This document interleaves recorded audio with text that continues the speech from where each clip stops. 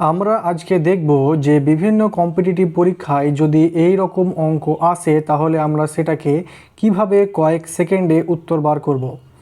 তো এখানে লেখা আছে 3a/5 is equal to 4b/7 is equal to 9c/11 হলে পরে a:b:c এর মান কত, এটাকে আমরা কয়েক সেকেন্ডে কি করে উত্তর বার করব। একই রকম অঙ্ক আমরা আরেকটা রেখেছি, এই রকম অঙ্ক এবং আরও একটা রেখেছি। তাহলে আজকে আমরা মোট 3টে অঙ্ক করব। তাহলে সব থেকে সোজা অঙ্কটি থেকেই শুরু করা যাক, তাহলে আপনাদের বুঝতে সুবিধা হবে। তো এখানে যদি a/7 is equal to b/5 is equal to c/8 এরকম থাকে, তাহলে a:b:c এর মান হবে 7:5:8 ডাইরেক্ট মান বেরোবে। কারণ হচ্ছে a এর সঙ্গে কিছু গুণ নাই, মানে এক গুণ আছে। b এর সঙ্গেও কিছু নেই, মানে এর সঙ্গেও এক গুণিত হয়ে আছে, এবং c এর সঙ্গেও কিছু নেই, মানে এক গুণ হয়ে আছে। তাহলে আমাদের উত্তরটা হয়ে যাবে এদের নিচে নিচে যে সংখ্যাগুলো থাকবে সেগুলোই হবে a:b:c এর মান। আমরা পরের অঙ্কটা দেখব, ওর থেকে একটু টাফ, কিন্তু সময় একই লাগবে।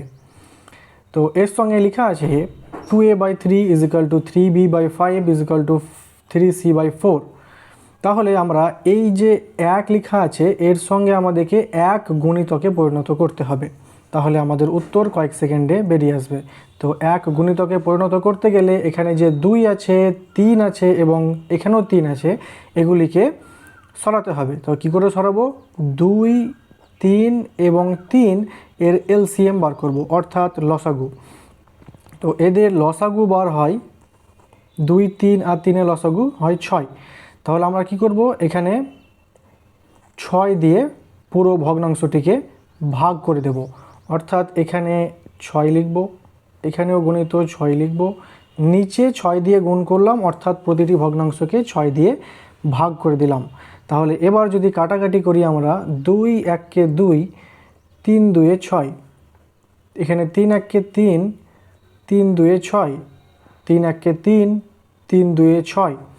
তাহলে আমাদের উত্তরটা বেরিয়ে আসছে a/3 × 3 9 হলো, is equal to b/5 × 2 10 is equal to c/4 × 2 8।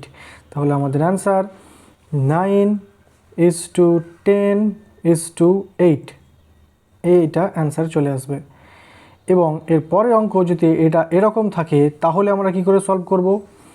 তো এখানে আমরা দেখতেই পাচ্ছি যে 3 গুণ আকারে আছে, এখানে 4 আছে এবং এখানে 9 আছে। তো এই 3, 4 এবং 9 এর এলসিএম বার করবো প্রথমে আমরা। তাহলে এটাকে 3 দিয়ে দিই, 1 4 3, এদের এলসিএম আসে 3 4 12, 12 আর 3 36। তাহলে 36 আমাদের এলসিএম পেলাম, অর্থাৎ 36 দিয়ে আমরা পুরো ভগ্নাংশটিকে ভাগ করব। তাহলে 36 দিয়ে যদি ভাগ করি, তাহলে এখানে 36 দিয়ে ভাগ করব, গণিত 36, এটা গণিত 36, এটা গণিত 36। তাহলে এটা যদি কাটাকাটি করি তাহলে উত্তর বেরিয়ে আসবে 3 1 3, 3 12 36, 4 1 4, 4 9 36, 9 1 9, 4 9 36।